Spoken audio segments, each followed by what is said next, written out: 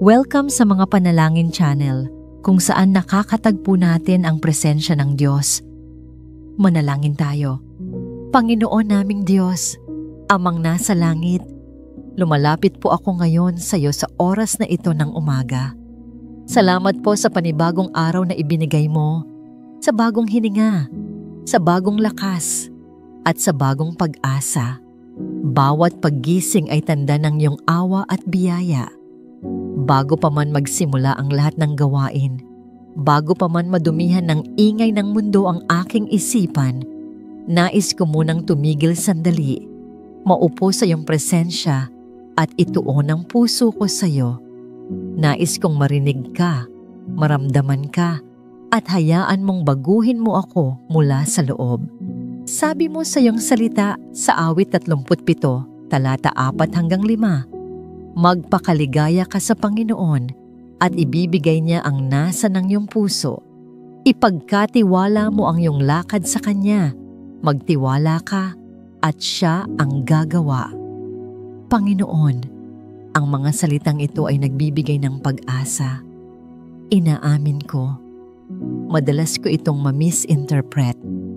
Akala ko dati, kapag mahal kita, ibibigay mo lahat ng gusto ko, pero tinuturuan mo ako na hindi pala ito tungkol sa pagtupad ng lahat ng kagustuhan ko, kundi tungkol sa pagbabagong ginagawa mo sa puso ko. Panginoon, tinuturuan mo akong ang tunay na kaligayahan ay hindi nakukuha sa mga bagay ng mundo, kundi sa iyo lamang. Hindi ito tungkol sa mga pagpapala, kundi sa mismong tagapagpala. Hindi ito tungkol sa kung anong makukuha ko mula sa iyo, kundi kung gaano ako makakalapit sa iyo. Kaya ngayon, Ama, dalangin ko, baguhin mo ang laman ng aking puso. Ituwid mo ang aking mga motibo. Palitan mo ang aking sariling hangarin ng iyong mas dakilang kalooban. Lord, madalas kong habulin ang mga bagay ng mundo, pera, kasikatan, kaginhawaan, at minsan pati ang palakpak ng tao. Pero paulit-ulit mong pinapakita na lahat ng ito ay pansamantala lamang. Ang pera ay nauubos, ang kasikatan ay lumilipas, ang kaginhawaan ay nawawala. Ngunit ikaw, Panginoon, ay hindi nagbabago. Ang tunay na kapayapaan ay nasa iyo lamang. Kaya Panginoon, turuan mo akong gustuhin ang gusto mo. Kung dati, ang tanong ko lagi ay, Lord, paano mo ako mabibiyayaan? Ngayon baguhin mo ito at gawin mong, Lord, paano ako makakapagbigay ng kaluwalhatian sa iyo? Kung dati, ang panalangin ko ay puro kaginhawaan, ngayon gawin mo itong panalangin para sa katapangan. Kung dati, ang hanap ko ay mas maraming bagay mula sa iyo, ngayon turuan mo akong magbigay pa ng mas maraming bahagi ng sarili ko sa iyo. Ama, inaamin ko na ako'y mahina. Mabilis akong mainggit kapag nakikita ko ang iba na mas maayos ang buhay o mas matagumpay. Pero sinabi mo sa Kawikaan, 23 talata 17, huwag mong kainggitan ng mga makasalanan, kundi ikaw ay mamuhay sa takot sa Panginoon buong araw. Kaya turuan mo akong huwag mainggit. Turuan mo akong mamuhay ng may takot at paggalang sa iyo. Kahit mukhang mas mabilis ang tagumpay ng iba, alam kong kung wala ka sa kanilang puso, lahat ng iyon ay walang saysay. Panginoon, sinabi mo rin sa Mateo 5 talata 6, mapalad ang mga nagugutom at nauuhaw sa katuwiran, sapagkat sila'y bubusugin. Kaya hayaan mong ang gutom ng puso ko ay hindi para sa pera, hindi para sa relasyon, hindi para sa tagumpay, kundi para sa katuwiran. Turuan mo akong magutom sa kabanalan. Turuan mo akong manabik sa iyong presensya. Hayaan mong maghanap ako ng bagay na makakapagpatatag ng aking kaluluwa. Lord, minsan ang unang nilalapitan ko ay sarili kong lakas, hindi kaagad ikaw. Kapag may kakulangan, pera agad ang naiisip ko. Kapag may sakit, minsan nakakalimutan kong lumapit muna sa iyo bago sa iba. Kaya ngayon, inaamin ko ang aking pagkukulang. Hinihiling ko sa iyo, gawin mong ikaw ang una kong hanapin. Gawin mong ikaw ang una kong lapitan sa lahat ng oras.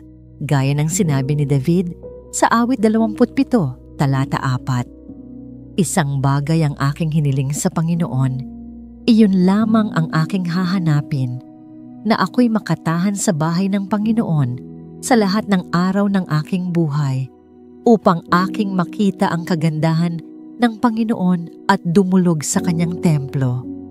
Panginoon, sana ganoon din ang maging puso ko. Hindi ko hinahangad ang yaman, hindi ko hinahangad ang kapangyarihan, kundi ang presensya mo. Sapagkat sa presensya mo may kapayapaan, sa presensya mo may lakas, sa presensya mo may direksyon. Lord, baguhin mo ang pananaw ko. Imbes na itanong ko, ano pa ang pwede kong makuha? Gawin mo itong, ano ang nasa puso mo para sa akin? Turuan mo akong hanapin ang iyong plano, hindi lang ang sarili kong kagustuhan. Ama, ano ba ang halaga ng lahat ng tagumpay kung wala ka? Ano ang silbi ng kaginhawaan kung wala ang iyong presensya? Ano ang gamit ng salapi kung walang saysay ang puso?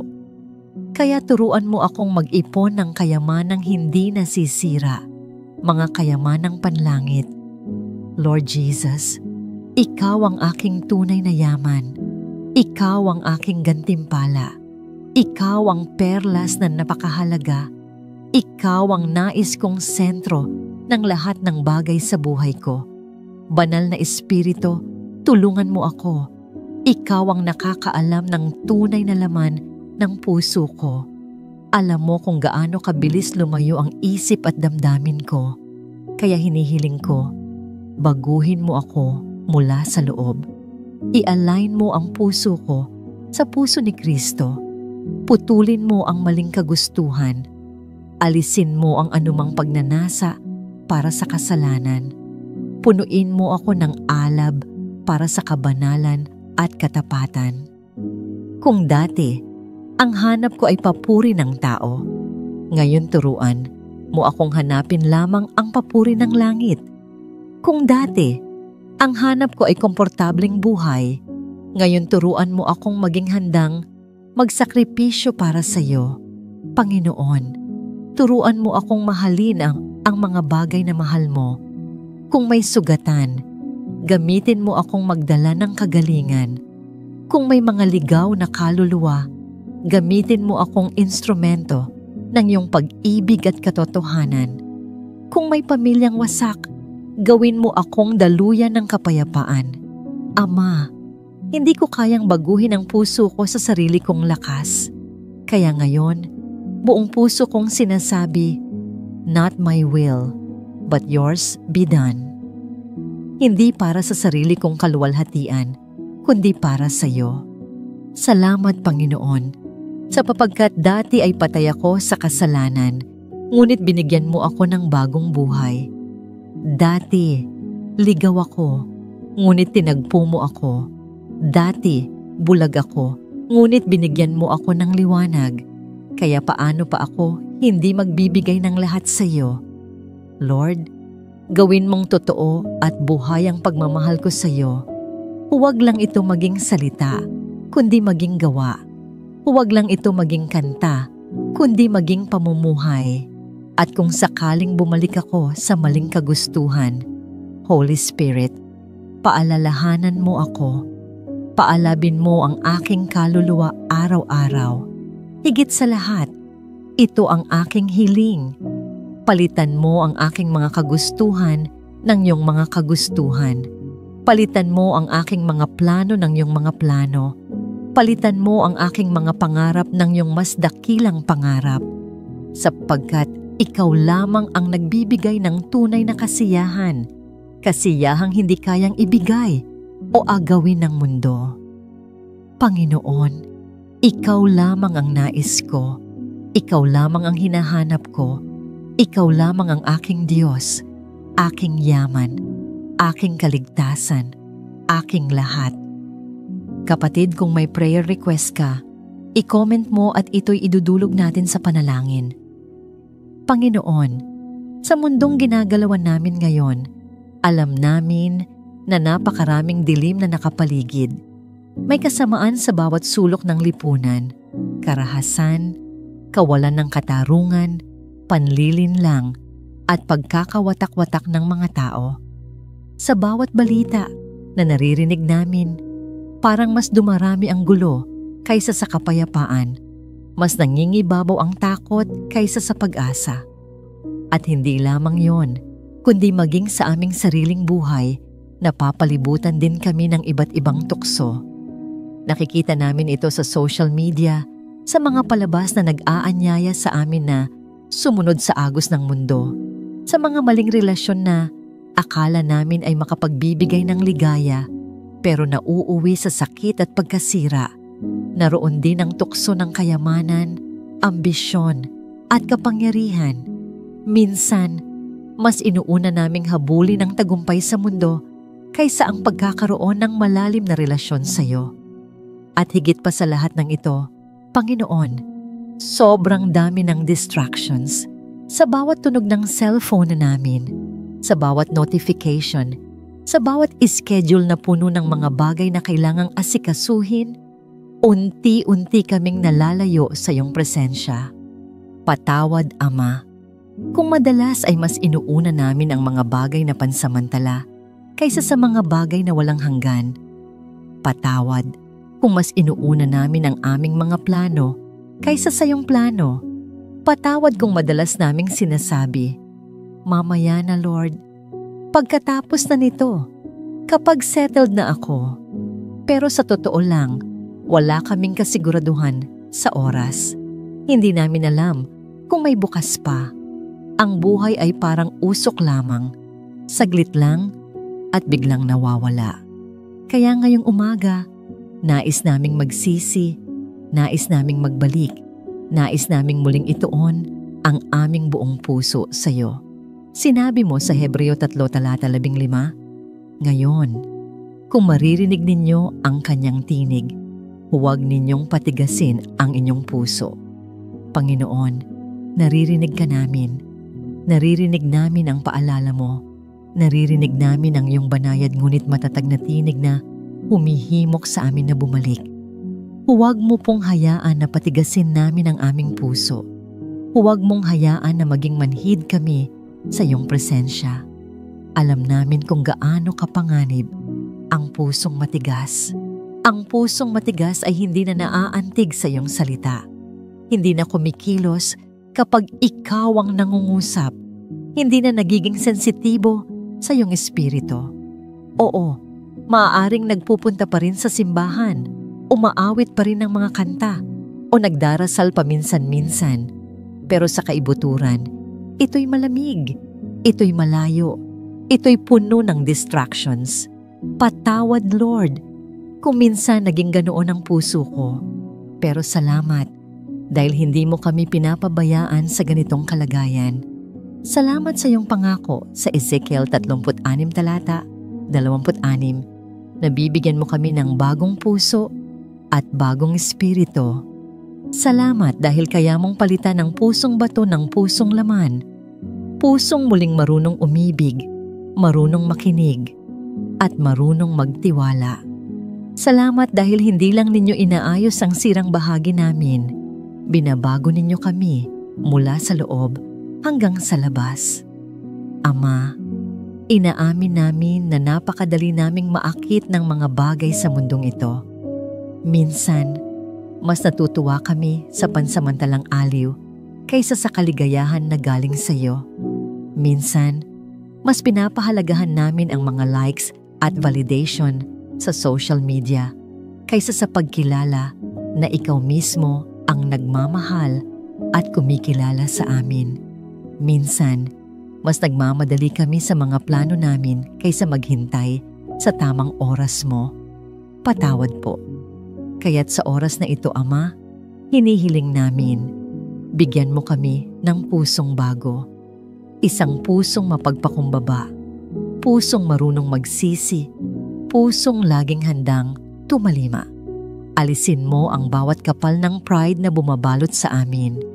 Alisin mo ang bawat ugat ng katigasan, bawat palusot na ginagamit namin para huwag sumunod. Tulungan mo kaming maging sensitibo sa tinig ng iyong espiritu. Tulungan mo kaming huwag maloko ng kaaway na madalas ay hindi dumarating na may galit o karahasan, kundi may mga simpleng distractions. Dumarating siya sa pamamagitan ng mabubuting bagay na nauuwi sa pagiging Diyos-Diyosan, trabaho, pera, relasyon, pangarap. Hindi masama ang mga yon, Lord. Pero kapag inuna namin sila higit sa iyo, nagiging hadlang sila. Kaya turuan mo kami kung paano unahin ka sa lahat ng bagay. Panginoon, alam namin na ang lahat ng ito ay tungkol sa relasyon at hindi lang relihiyon. Hindi mo kami tinatawag para lang sumunod sa mga rules. Tinatawag mo kami para magmahal at sumuko. Kaya ngayong umaga, sinasabi namin, narito kami, Lord. Narito ang aming puso. Narito ang aming buong buhay. Patawarin mo kami sa mga oras na ikaw ay kumakatok, pero hindi namin pinagbuksan. Patawarin mo kami sa mga pagkakataon na ikaw ay nangungusap pero nagbingi-bingihan kami. Patawarin mo kami sa mga oras na mas pinili naming sundin ang aming sariling kagustuhan kaysa ang iyo. Ngayon, nais naming magbukas. Tulad ng sinabi mo sa Pahayag 3:20, narito ako, nakatayo sa pintuan at kumakatok. Kung ang sino man ay makarinig ng aking tinig at magbukas ng pintuan, ako'y papasok at makikipaghapunan sa kanya. Lord, binubuksan namin ang pintuan ngayon. Pumasok ka, manahan ka, maging sentro ka ng buhay namin. Tulungan mo kaming maging aware sa katotohanan na ang buhay ay maikli. Sa Santiago 4:14, sinabi mo na ang buhay ay parang usok. Sandali lang at biglang nawawala. Kaya ayaw naming masayang ito sa mga bagay na pansamantala. Ayaw naming ubusin ang aming oras sa mga bagay na walang eternal na halaga. Gusto naming mamuhay para sa iyo, para sa walang hanggan, para sa kaluwalhatian mo. Panginoon, tulungan mo kaming magkaroon ng pusong nag-aalab para sa iyo. Huwag mo kaming hayaan na maging kontento sa malamig na pananampalataya o sa half-hearted na pagsunod. Huwag mo kaming hayaang mahulog sa kasalanan ng pagiging lukewarm. Ipaalala mo sa amin araw-araw kung sino kami sa iyo, na kami binili mo sa napakamahal na halaga, na kami pagmamay-ari ng hari ng mga hari, at na kami nilikha para magbigay kaluwalhatian sa iyo. Ama, hinihingi namin ang iyong lakas. Lakas para tumanggi sa kasalanan. Lakas para manatiling tapat kahit sa gitna ng tukso. Lakas para magpatawad kahit mahirap. Lakas para magmahal kahit hindi kapalit. Bigyan mo kami ng disiplina upang unahin ka sa panalangin at salita mo bago ang lahat. Bigyan mo kami ng discernment upang makita agad ang mga bitag ng kaaway. Bigyan mo kami ng matibay na pananalig para hindi kami matinag ng mga unos ng buhay. At higit sa lahat, bigyan mo kami ng pusong mapagpasalamat. Salamat, Panginoon, dahil kahit paulit-ulit kaming nagkakamali, hindi ka sumusuko sa amin. Salamat sa bawat araw na binibigyan mo kami ng panibagong pagkakataon. Salamat dahil ang awa mo ay laging bago tuwing umaga. Salamat sa krus. Salamat sa dugo ni Jesus. Salamat sa buhay na walang hanggan na ipinangako mo. Ngayon, Panginoon, itinatalaga namin ang aming sarili sa iyo. Hinihiling namin na ang bawat salita na aming bibigkasin, bawat hakbang na aming gagawin, at bawat plano na aming tatahakin ay maging para lamang sa iyong kaluwalhatian. Tulungan mo kaming mamuhay na parang kami altar na buhay, Sa lahat ng ordinaryo at ekstraordinaryong bahagi ng aming buhay, Ikaw lamang ang nakikita at napaparangalan. Panginoon, habang hinihintay namin ang pagbabalik mo, huwag mong hayaang maging antok ang aming espiritu. Huwag mong hayaang madala kami ng mundo. Gisingin mo ang aming kaluluwa. Sunugin mo ng banal na apoy ang aming puso upang kami laging handa, laging gising, at laging tapat. At sa lahat ng ito, binabalik namin ang papuri, ang pagsamba, at ang karangalan sa iyo lamang. Ikaw ang aming Diyos, ang aming tagapagligtas, ang aming Hari, at ang aming Ama na laging tapat. Kapatid, kung may prayer request ka, i-comment mo at ito'y idudulog natin sa panalangin. Panginoon naming Diyos, Ama sa langit, lumalapit ako ngayong umaga nang may pusong mapagpakumbaba at may pananampalataya. Alam ko po na ang bawat araw ay isang panibagong laban. Hindi lamang laban sa nakikita ng aking mga mata, kundi higit sa lahat laban sa mga hindi ko nakikita. Mga puwersa ng kadiliman na nagtatangkang sirain ang aking pananampalataya, agawin ang aking kapayapaan at hadlangan ang plano mo sa aking buhay. Pero salamat Ama, dahil bago pa man magsimula ang araw na ito, tagumpay na ang inilaan mo para sa akin sa pamamagitan ng iyong anak na si Hesukristo. Ngayon pa lang, itinataas ko ang aking buong pagkatao sa iyo at sinasabi ko, Lord, Ikaw ang aking lakas. Ikaw ang aking proteksyon. Ikaw ang aking tagumpay. Ama, inaamin ko na marami akong bitbit na bigat, mga iniisip tungkol sa kinabukasan, mga alalahanin tungkol sa pamilya, mga sugat ng kahapon, at mga pangambang dala ng bukas. Marami pong pagkakataon na parang nauubos na ang aking lakas. Pero ngayong umaga, ayaw ko pong dalhin ang mga pasaning ito mag-isa. Inihahandog ko ang lahat sa iyo, O Diyos. Sabi po ng iyong salita sa Mateo 11 talata 28, lumapit kayo sa akin, kayong lahat na napapagal at nabibigatan sa inyong pasanin, at kayo'y aking bibigyan ng kapahingahan. Kaya Panginoon, lumalapit ako.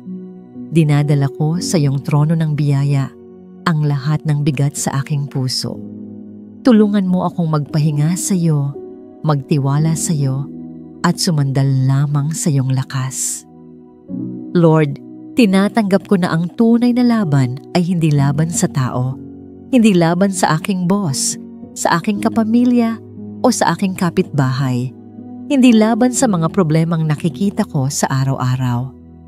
Ang totoong laban ay laban sa kaaway ng aking kaluluwa, si Satanas at ang kanyang mga kasinungalingan, tukso at panlilinlang. Efeso 6 talata 12 ang nagpapaalala sa akin na hindi tayo nakikipaglaban sa laman at dugo, kundi laban sa mga pinuno, laban sa mga kapangyarihan, laban sa mga espiritual na hukbo ng kasamaan sa kalangitan. Kaya ngayong umaga, hindi ko hahayaang masayang ang aking lakas sa pakikipagtalo sa mga maling laban. Panginoon, buksan mo ang aking espiritual na mga mata para makita ko ang totoo, para malaman ko kung ano ang mula sa iyo at ano ang gawa ng kaaway. O Diyos, ngayong umaga, isinusuot ko ang buong baluti na iyong inihanda para sa akin. Isinasuot ko ang sinturon ng katotohanan upang hindi ako malinlang ng kasinungalingan ng mundo at ng kaaway. Naway ang salita mo lamang ang maging pamantayan ng aking buhay. Isinusuot ko ang baluti ng katuwiran upang ang aking puso ay manatiling malinis at protektado laban sa tukso. Hindi ako aasa sa sarili kong kabutihan, kundi sa katuwiran ni Kristo na ibinigay mo sa akin. Isinasapatos ko ang ebanghelyo ng kapayapaan upang saan man ako magpunta, maging daluyan ako ng kapayapaan at pag-ibig at maging handa akong ibahagi ang mabuting balita. Isinasabit ko ang kalasag ng pananampalataya upang lahat ng mga nag-aalab na palaso ng kaaway, mga tukso, takot at pagdududa ay mapatay at hindi makaapekto sa akin. Isinuot ko ang helmet ng kaligtasan upang ang aking isipan ay mapuno ng pag-asa at katiyakan ng kaligtasan sa pamamagitan ni Kristo. At kinukuha ko ang tabak ng Espiritu, ang iyong salita, O Diyos. Ito ang aking sandata laban sa kasinungalingan at ito ang nagbibigay lakas at direksyon sa bawat hakbang ng aking buhay. Ama, sa pangalan ni Jesus, idinedeklara ko na walang plano ng kaaway ang magtatagumpay laban sa akin at sa aking pamilya. Sabi ng iyong salita sa Isayas 54 talata 17, walang sandatang ginawa laban sa iyo ang magtatagumpay. Kaya sa pangalan ni Jesus, winawasak ko ang lahat ng sumpa, lahat ng kasinungalingan, lahat ng bitag ng kaaway na nakalaan para sa akin ngayong araw. Idinideklara ko na ang aking tahanan ay protektado ng dugo ni Kristo. Ang bawat pinto, bawat bintana, bawat sulok ng aming bahay ay sakop ng kapangyarihan ng iyong dugo. Walang puwersa ng kadiliman ang makakapasok dito. Ang tanging espiritu na may karapatang manatili rito ay ang iyong banal na espiritu. Panginoon, itinataas ko ang aking pamilya sa iyo. Ingatan mo po sila sa lahat ng oras. Kung sila ay nasa biyahe, ingatan mo sa daan. Kung sila ay nagtatrabaho o nag-aaral, gabayan mo ang kanilang mga isip at puso. Naway ang presensya mo ang maging kalasag nila laban sa anumang kapahamakan. Dalangin ko rin, Panginoon, na punuin mo ang aming tahanan ng iyong kapayapaan. Naway wala ng puwang, ang galit, inggit o alitan, kundi kapatawaran, pag-ibig at pag-unawa ang siyang manaig. Ama, bigyan mo po ako ng lakas na hindi galing sa aking sarili, kundi galing sa iyo. Kapag ako'y napapagod, tulungan mo akong maalala na ang iyong biyaya ay sapat. Kapag ako'y natatakot, ipaalala mo sa akin na ikaw ay mas makapangyarihan kaysa sa lahat ng kalaban. Sabi sa 2 Timoteo 1 talata 7, sapagkat hindi tayo binigyan ng Diyos ng espiritu ng kaduwagan, kundi ng kapangyarihan, ng pag-ibig, at ng mahinahong pag-iisip. Kaya idinedeklara ko ngayong araw na hindi ako tatalo ng takot o pangamba. Ako'y lalakad ng may tapang, may pagmamahal, at may kalinawan ng isip dahil kasama ko ang Diyos. Panginoon, hindi ko rin po nakakalimutan na pasalamatan ka sa lahat ng nagdaan. Kung ako'y nandito pa ngayon, kung ako'y humihinga pa at may lakas pang bumangon, lahat ito ay dahil sa iyo. Maraming beses na po akong muntik masira, muntik bumigay, muntik sumuko. Pero salamat dahil ikaw ang humawak sa akin. Panginoon, kung titingnan ko ang nakaraan, malinaw na ikaw ang dahilan kung bakit ako nakalampas. At dahil ikaw ang naging tapat noon, alam kong ikaw ay magiging tapat din ngayon at bukas. Ama, bago ako lumabas ngayong araw, hinihiling ko po na ikaw ang manguna sa bawat hakbang ko. Buksan mo ang tamang pinto para sa akin at isara ang mga pintong hindi ayon sa iyong kalooban. Kung may mga tao o sitwasyon na hindi galing sa iyo, ilayo mo ako roon. At kung may mga oportunidad na iyong inilaan, bigyan mo ako ng karunungan na makita ito at lakas ng loob na tanggapin ito. Gusto kong marinig ang iyong tinig, Lord. Kaya turuan mo akong makinig. Turuan mo akong maghintay kapag kailangan. Turuan mo rin akong kumilos kapag oras na para kumilos. Panginoon, sa pagtatapos ng panalangin na ito, buong puso kong itinataas ang lahat ng papuri at pasasalamat sa iyo. Ikaw lamang ang aking Diyos, aking kanlungan, aking kaligtasan, aking lakas, aking tagapagligtas. Naniniwala ako na ngayong araw, anumang pagsubok, anumang tukso, anumang laban na dumating, ay hindi ako mag-isa. Dahil kasama kita at dahil kay Kristo, tagumpay na ako. Kaya itinatalaga ko ang araw na ito sa iyo, Ama. Kapatid, kung may prayer request ka, i-comment mo at ito'y idudulog natin sa panalangin. Panginoon, kinikilala ko na hindi lang ako nabubuhay sa pisikal na mundo. May mga laban sa espiritu na hindi ko nakikita, ngunit tunay na nagaganap. Kaya ngayong umaga, binubuksan ko ang puso ko sa iyo. Inaamin ko na ako'y mahina kung wala ka. Kaya't sa simula pa lang ng araw na ito, sinasabi ko, kailangan kita, O Diyos. Panginoon, linisin mo ako. Patawarin mo ako. Hinihiling ko na anumang kasalanan na nagawa ko, sa salita, sa gawa, sa isip, o sa damdamin, linisin mo ako sa pamamagitan ng banal na dugo ni Jesus. Ayokong magsimula ng araw na ito nang may bitbit na dungis. Ipinagtatapat ko ang aking pagkukulang at tinatanggap ko ang iyong kapatawaran. Salamat sa biyaya, Panginoon. Salamat na sa bawat pagsisisi may kalinisan. At dahil dito, handa akong lumaban ng may kapayapaan at kalinisan ng puso. Ngayon, Ama, sa pangalan ni Jesus, itinatanggi ko at kinansela ang bawat plano ng kaaway laban sa akin at sa aking pamilya. Hindi ako papayag na ang araw na ito ay maagaw ng kaaway. Hindi ako papayag na ang isip ko ay mapuno ng takot, pag-aalala o kaguluhan. Sinisira ko sa pangalan ni Jesus ang bawat plano, bitag, paninira, kasinungalingan, tukso at kasamaan na inihanda ng dyablo para sa akin ngayong araw. Walang sandata na ginawa laban sa akin ang magtatagumpay.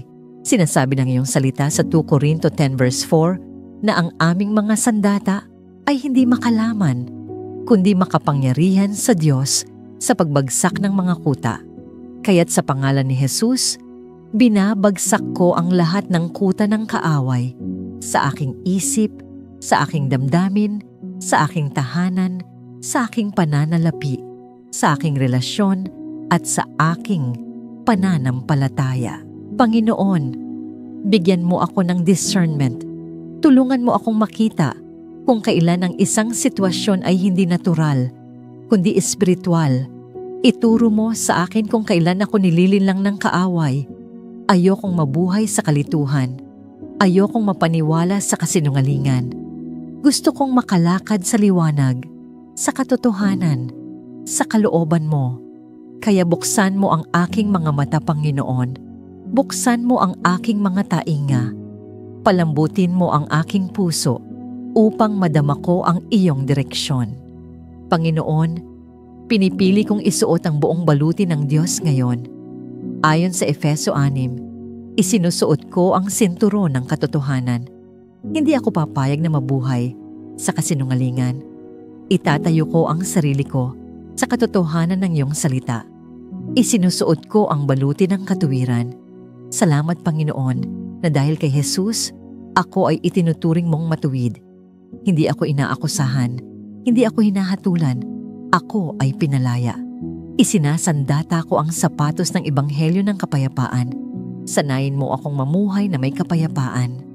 Kahit may kaguluhan sa paligid, ituturo mo sa akin kung paano manatiling kalmado at mapagpatawad. Kinukuha ko ang kalasag ng pananampalataya na siyang pamatay sa mga naglalagablab na palaso ng dyablo. Kapag dumarating ang takot, pagdududa o pag-atake sa isip ko, pipiliin kong magtiwala sa iyo. Isinusuot ko ang helmet ng kaligtasan. Panginoon, Protektahan mo ang aking isip. Linisin mo ang aking mga iniisip. Huwag mong hayaan na magtagumpay ang negatibong mga pag-iisip. At sa wakas, kinukuha ko ang tabak ng Espiritu, ang iyong salita. Panginoon, itanim mo ang iyong salita sa puso ko. Bigyan mo ako ng mga talata na aking maaalala sa oras ng tukso, sa oras ng pangangailangan, at sa oras ng laban. Ngayong araw, O Diyos, pinipili kong magtagumpay, hindi dahil malakas ako, kundi dahil Ikaw ang lakas ko. Hindi dahil matalino ako, kundi dahil Ikaw ang karunungan ko. Hindi dahil perpekto ang paligid, kundi dahil matibay ang pundasyon ko. Ikaw, Panginoon. Sinasabi ng iyong salita sa awit, 18 talata 2. Ang Panginoon ang aking bato, at aking kuta, at aking tagapagligtas. Kaya sa lahat ng mangyayari ngayong araw, mabuti man o mahirap, tatakbo ako sa iyo, hindi sa takot, hindi sa tao, kundi sa iyo. Ama, ngayon, itinatanggi ko ang bawat espiritu ng pangamba. Hindi ako nilikha upang matakot. Sinasabi ng 2 Timoteo 1 verse 7 na, hindi tayo binigyan ng Diyos ng espiritu ng takot, kundi ng kapangyarihan, pag-ibig, at wastong pag-iisip. Kaya tinatanggihan ko ang takot. Hindi ko ito papayagang mamalagi sa akin. Hindi ko papayagang ang pag-aalala ang magdikta ng aking mga desisyon. Hindi ko hahayaang ang galit ang magkontrol ng aking puso. Hindi ko papayagang ang insecurities ang sumira ng aking halaga. Diyos ko, palitan mo ito ng iyong kapayapaan. Ang kapayapaan na hindi kayang ipaliwanag. Ang kapayapaan na hindi nakadepende sa sitwasyon, kundi sa presensya mo. Palibutan mo ako ng iyong kapayapaan. Sa trabaho ko, sa pamilya ko, sa paligid ko. Ikaw ang maging katahimikan. Panginoon, ingatan mo ang aking pamilya. Inilalapit ko sa iyo ang bawat miyembro ng aming tahanan. Itinatakda ko sila sa pangalan ni Jesus. Tabunan mo sila ng iyong dugo. Ilayo mo sila sa kapahamakan, sa aksidente, sa sakit, sa tukso, sa kasalanan, at sa lahat ng gawain ng kaaway. Bigyan mo kami ng pagkakaisa. Alisin mo ang mga hidwaan. Ibuhos mo ang pag-ibig sa bawat isa. Turuan mo kaming magpatawad at magmahal ng totoo. Ikaw ang maging sentro ng aming pamilya. Panginoon, itinatakwil ko ang bawat sumpa at generational curse. Lahat ng sumpang espiritual na gustong magpatuloy sa pamilya namin, pinuputol ko na ngayon sa pangalan ni Jesus. Ang sakit, kahirapan, pagkabigo, pagkakawatak-watak, espiritu ng pagkakahiwalay, adiksyon, lahat ito ay winawasak sa pangalan ni Jesus. Ako'y nagtatalaga sa iyo ngayon. Nais kong magsimula ng panibagong henerasyon na puno ng pag-ibig, pananampalataya, pagpapala, at kabanalan. Ang aking mga anak at mga apo ay hindi na mamumuhay sa anino ng nakaraan. Mamumuhay sila sa liwanag ni Kristo. Panginoon, Ikaw ang maghari sa araw na ito. Ano man ang aking harapin, pinipili kong hindi masiraan ang loob. Kapag may aberya, magtitiwala ako. Kapag may hadlang, hindi ako aatras. Kapag may sakit, tatawag ako sa iyo. Kapag may tagumpay, pupurihin kita. Ituro mo sa akin ang mga taong nangangailangan ng pag-ibig mo ngayong araw. Gamitin mo ako upang maging pagpapala. Hayaan mong maging ilaw ako sa madilim na lugar. Hayaan mong marinig ang iyong salita sa aking bibig. Sa pangalan ni Jesus, itinatakda ko ang araw na ito bilang banal. Ito'y hindi araw ng dyablo. Ito'y araw ng Panginoon. At kung ito'y araw mo, Panginoon, wala akong dapat katakutan, sapagkat kung ikaw ay nasa akin, sino ang laban sa akin? Panginoon, sa pagtatapos ng panalangin na ito, tinatanggap ko ang iyong mga pangako. Ang pabor mo ang mauuna sa akin. Ang awa mo ang sumasabay sa akin. Ang kapangyarihan mo ang susunod sa akin. At ang iyong mga anghel ay nagbabantay sa akin. Tinatanggap ko ang tagumpay, hindi pagkatalo. Tinatanggap ko ang kalinawan, hindi kalituhan. Tinatanggap ko ang kasaganaan, hindi kakulangan. Tinatanggap ko ang pag-asa, hindi pangungulila. At higit sa lahat, tinatanggap ko ang iyong presensya. Ikaw ang Diyos na hindi nagpapabaya. Ikaw ang Diyos na tapat sa lahat ng panahon. Ikaw ang Diyos na may kapangyarihan at ang iyong salita ay totoo.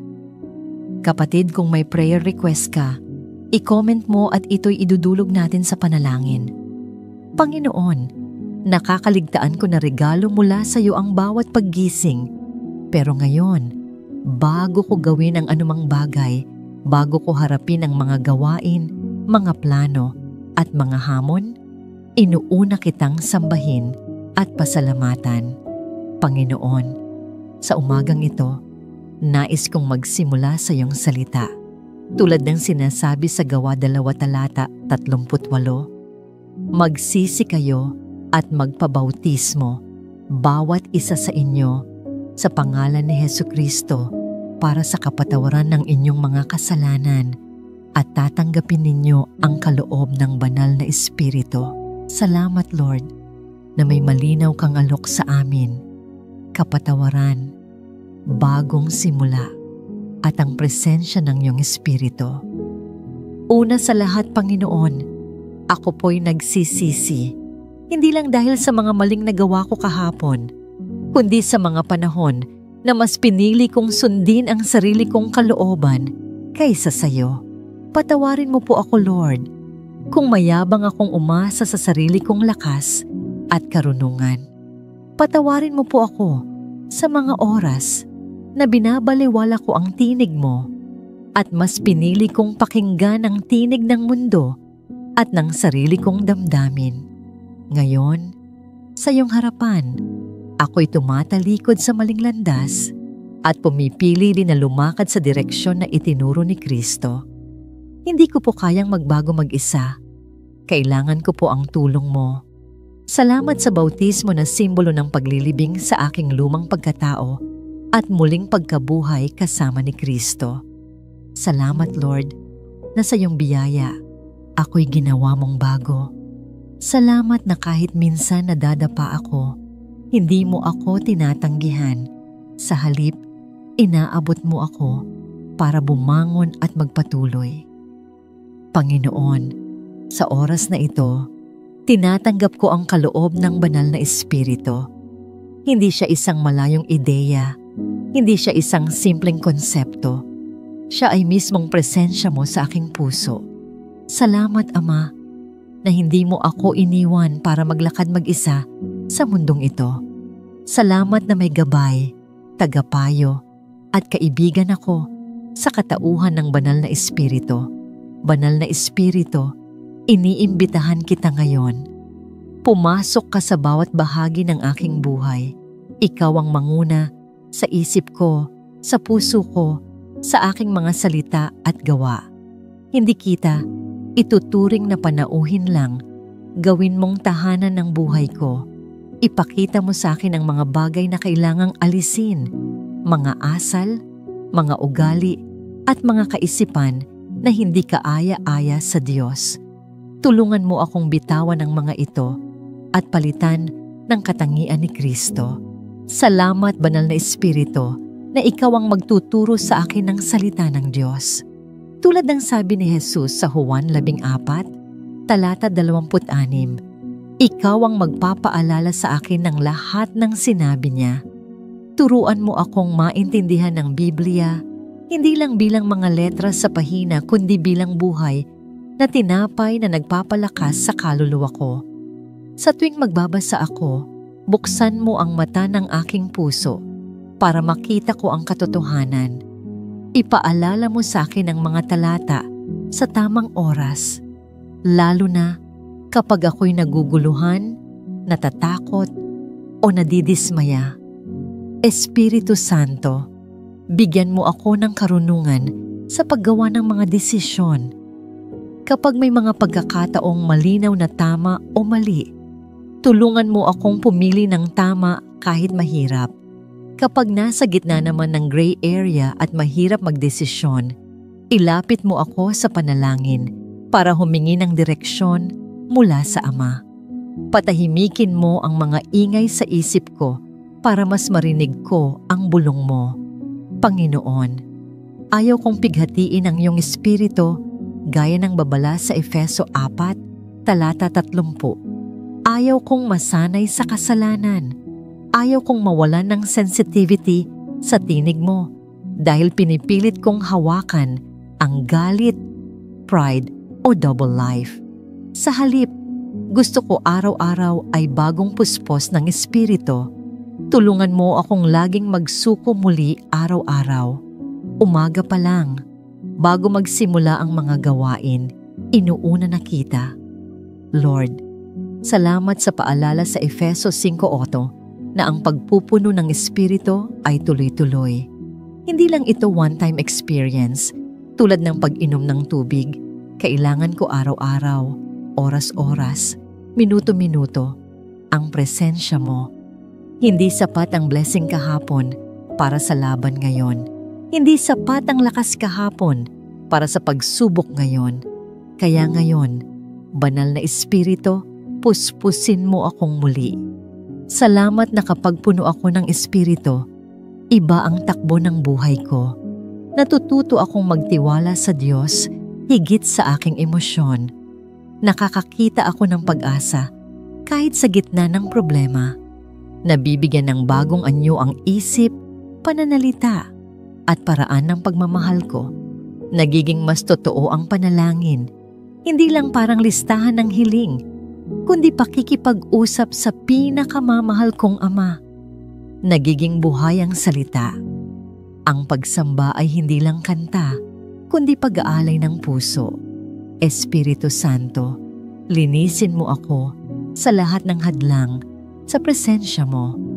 Tulungan mo akong tanggalin ang mga bagay na humahadlang sa tinig mo, mga bisyo, maling relasyon, maling kaisipan, at lahat ng anyo ng kasalanan. Tulungan mo akong maging handa na sumunod sa iyo kahit hindi komportable. Turuan mo akong magtiwala kahit hindi malinaw ang susunod na hakbang. Sa umagang ito, tinatanggap ko muli ang panibagong pagpupuno mula sa iyo. Tulungan mo akong maging mabagal sa pagsasalita, mabilis sa pakikinig, at sagana sa pagpapatawad. Tulungan mo akong maging mahabagin sa iba gaya ng habag ng Diyos sa akin. Palitan mo ang galit ng kapayapaan, ang takot ng lakas ng loob, at ang pagdududa ng pananampalataya. Lord, maraming beses ko nang naramdaman na wala akong sapat na lakas para labanan ang tukso. Totoo, mahina ako. Pero salamat, banal na espiritu, dahil ikaw ang lakas ko, ikaw ang proteksyon ko laban sa mga panlilinlang ng kaaway. Ikaw ang nagbibigay ng tapang para tumindig sa katotohanan kahit ako lang mag-isa. Kaya ngayon, isinusuko ko sa iyo ang lahat ng bahagi ng aking puso. Maghari ka sa lahat ng sulok nito. Kapag dumarating ang mga oras na ako'y nalulumbay, paalalahanan mo ako na ako'y anak ng Diyos, tinubos, minarkahan, at iniingatan.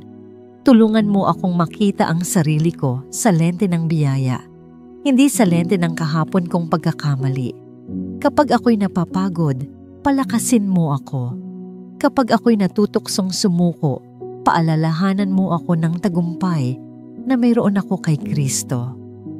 Espiritu Santo, nais ko ring maging mas katulad ni Jesus araw-araw. Linisin mo ang isip ko. Ayusin mo ang motibo ko. Gawin mo akong tapat kahit walang nakakakita. Palitan mo ang pagmamahal ko sa mundo ng mas matinding pagmamahal kay Kristo. Turuan mo akong mahalin ang mahirap mahalin. Turuan mo akong magpatawad kahit walang sorry na naririnig. Turuan mo akong maging ilaw sa dilim at asin sa mundo. Lord, huwag mo akong hayaan na magmadali sa unahan ng Espiritu, pero huwag mo rin akong hayaang mahuli. Turuan mo akong maglakad sa tamang hakbang kasama mo. Gusto kong maranasan ang bawat sandali na may awareness sa presensya mo, sa bawat desisyon, sa bawat kilos, sa bawat salita. gabayan mo ako. Salamat Lord Jesus sa kaloob ng banal na Espiritu. Salamat sa pag-ibig na walang hanggan. Salamat na sa presensya mo may kapayapaan na hindi kayang ibigay ng mundo. Salamat na sa iyong gabay, hindi ko kailangang mangapa sa dilim. Panginoon, sa pagtatapos ng panalangin ito, hindi ko isasara ang puso ko. Nais kong manatiling bukas sa presensya mo buong araw, sa trabaho, sa paglalakad, sa pagkain, sa pakikisalamuha, at maging sa katahimikan. Nawa ang buhay ko ay maging tahanan ng iyong kaluwalhatian. Salamat Panginoon, dahil ang ganitong pagnanais ay hindi makasarili. Ito'y isang pagnanasa para sa kabuuan, para sa mas malalim na koneksyon sa iyo na siyang lumikha sa amin.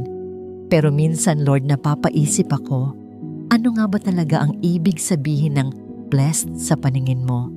Sa mundong ginagalawan namin ngayon, parang tinuturo ng kultura na ang blessed ay yung may mas maraming pera, mas maraming tagumpay, at mas marangyang buhay. Pero kung yun lang ang sukatan, Panginoon, ibig sabihin ba nun na ang pinaka-blessed ay yung pinakamayaman at pinakamakapangyarihan? Pero alam namin na hindi ito totoo dahil marami sa kanila ang walang kapayapaan sa puso. Kaya tinatanong kita, Lord, ano po ba talaga ang itsura ng tunay na pagpapala? At salamat dahil sa iyong salita, malinaw mong ipinakita sa amin. Sabi mo sa Jeremiah 17 verse 7 to 8, pinagpala ang taong sa Panginoon, nagtitiwala, at ang Panginoon ang kanyang pag-asa. Siya'y magiging parang punong kahoy na itinanim sa tabi ng tubig na nag-uugat sa batis. Hindi ito matatakot kapag dumating ang init, at ang dahon nito'y laging sariwa. Hindi ito mababahala sa taong tigang, at hindi titigil sa pagbunga. Panginoon, ang larawan ng punong yon ay napakalalim. Hindi ibig sabihin ng blessed life ay wala ng problema. Ang init ay dumarating pa rin, at ang panahon ng tagtuyot ay dumarating pa rin. Pero ang punong yon ay hindi nalalanta. Hindi ito natitinag. Nagpapatuloy ito sa pamumunga. Bakit? Dahil malalim ang ugat nito. Dahil nakatanim ito malapit sa tubig, sa mismong bukal ng buhay. At ganito rin pala dapat ang buhay namin, Panginoon, nakaugat sa iyo, nakadepende sa iyo, at hindi sa sariling lakas, emosyon, o opinyon ng mundo. Kaya Lord, kahit mahirap ang buhay, kahit mabagal ang sagot sa mga panalangin ko, turuan mo akong manatiling matatag. Turuan mo akong hindi matakot, dahil ang ugat ko ay nakakapit sa iyo na kailanman ay hindi nagbabago. Salamat Panginoon, dahil ang pagpapala ay hindi nakabase sa pagiging perpekto ng paligid, kundi sa katotohanang ikaw ang matibay na sandigan ng kaluluwa ko. At Panginoon, sa awit 1 verse 1 to 3, ipinakita mo ulit kung sino ang tunay na pinagpala. Pinagpala ang taong hindi lumalakad ayon sa payo ng masasama, ni tumatayo sa daan ng mga makasalanan, ni nauupo sa upuan ng mga manunuya, kundi ang kanyang kasayahan ay nasa kautusan ng Panginoon, at sa kautusan niya nagbubulay-bulay siya araw at gabi. Siya'y magiging parang punong kahoy na itinanim sa tabi ng agos ng tubig na namumunga sa kanyang kapanahunan, at ang kanyang dahon ay hindi nalalanta, at anumang kanyang gawin ay magtatagumpay. Lord, muli mo kaming binigyan ng imahe ng puno na matibay at laging may bunga, pero may mahalagang detalye. Hindi lang dahil naniniwala siya sa iyo, kundi dahil nasisiyahan siya sa iyong salita at lagi niya itong iniisip at sinusunod. Hindi siya sumasabay sa agos ng mundo. Hindi niya tinatanggap ang negatibo at mapanuyang salita laban sa kabanalan. Namumuhay siya sa ibang daan na ayon sa iyong katotohanan. Turuan mo po ako, Lord, na ito rin ang maging landas ko. Turuan mo akong magbasa at magnilay sa salita mo araw at gabi para manatiling matibay kahit sa mahihirap na panahon. Turuan mo akong mamunga kahit may pagsubok para maging daluyan ako ng pag-asa para sa iba. Panginoon, salamat sa paalala na ang tunay na pagpapala ay hindi kung ano ang hawak ko, kundi kung sino ang kasama ko sa paglalakbay. Ang blessing ay hindi tungkol sa perpektong buhay, kundi sa pagkakaroon mo sa buhay ko. Kaya Lord, kahit hindi ko maintindihan ang lahat ng nangyayari, pipiliin kong magtiwala. Kahit ang iba ay sumusuko, pipiliin kong manatiling tapat. Kahit minsan may kapalit ang pagsunod, pipiliin ko pa rin ang katotohanan mo. Dahil alam ko, Panginoon, maaari kong makuha ang lahat ng inaalok ng mundo, pero mananatiling hungkag kung wala ka. Pero kung ikaw ang nasa puso ko, sapat ka. Ikaw ang treasure ko. Ikaw ang una kong pag-ibig. Ikaw ang araw-araw kong tinapay. Lord, baguhin mo ang puso ko para mas maging maingat ako sa iniisip at pinapapasok sa damdamin ko. Bigyan mo ako ng discernment para piliin ang mga kausap at usapang magbibigay buhay at magpapatibay ng pananampalataya ko. Tulungan mo akong protektahan ang kaluluwa ko mula sa anumang makasisira sa closeness namin. At Panginoon, tulungan mo akong huwag habulin ang mga bagay-bagay na pansamantala. Huwag akong tumakbo sa mga bagay na hindi magtatagal. Sa halip, hayaan mong ikaw ang habulin ko. Tulungan mo akong unahin ka sa lahat ng bagay, gaya ng sinabi mo sa Mateo 6 verse 33. Ngunit hanapin muna ninyo ang kaharian ng Diyos at ang kanyang katuwiran, at ang lahat ng bagay na ito ay idaragdag sa inyo.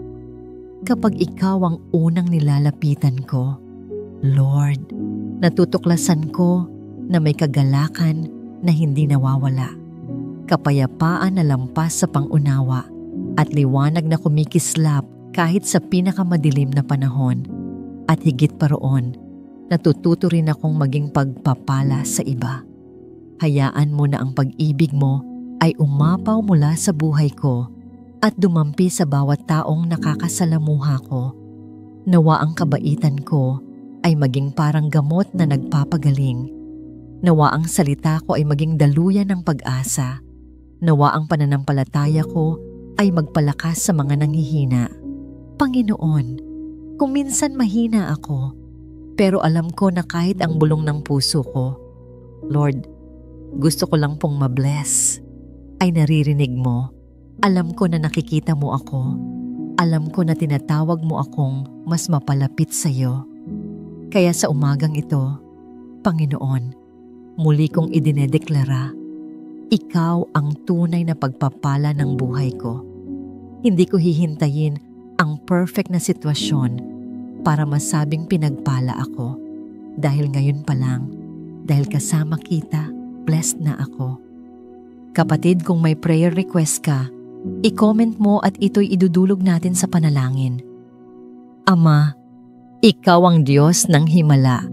Ikaw ang Diyos na hindi nagbabago noon, ngayon, at magpakailanman. Ikaw ang Diyos ni Abraham, ni Isaac, at ni Jacob. At ngayon, ikaw rin ang aming Diyos. Ikaw ang gumawa ng langit at lupa, ang humawak sa mga bituin, at naglagay ng araw at buwan sa kanilang tamang lugar. Ang lahat ng ito ay nagpapakita ng iyong kadakilaan at walang hanggang kapangyarihan. Kaya't ngayon, Panginoon, sa oras na ito, kinikilala namin na wala kaming magagawa kung wala ka. Kinikilala namin na lahat ng pagpapala at lahat ng tunay na restoration ay nagmumula lamang sa iyo. Panginoon, amin pong inaamin na may mga panahon sa aming buhay na kami ay nawalan. Nawalan ng mahal sa buhay, nawalan ng pagkakataon, nawalan ng kalusugan, nawalan ng direksyon, at minsan nawalan din ng pag-asa. May mga gabi na kami umiiyak sa iyo. Hindi namin alam kung paano kami babangon kinabukasan. May mga oras na parang walang liwanag sa dulo ng aming tinatahak na landas. Ngunit ngayon, Panginoon, kami ay lalapit sa iyo dahil alam namin na Ikaw ang Diyos na muling magbabalik at mag-aayos ng lahat ng nasira sa aming buhay. Panginoon, inaalala namin ang buhay ni Job. Siya po ay nawalan ng lahat, pamilya, yaman, kalusugan at respeto mula sa kanyang mga kaibigan. Ngunit kahit sa matinding sakit at kawalan, hindi siya tumalikod sa iyo. At sa iyong tamang panahon, hindi mo lang ibinalik ang kanyang mga nawala, kundi dinoble mo pa ang lahat ng pagpapala niya. Panginoon, tulad ni Job, nais din naming magtiwala kahit hindi namin maintindihan ang lahat ng nangyayari.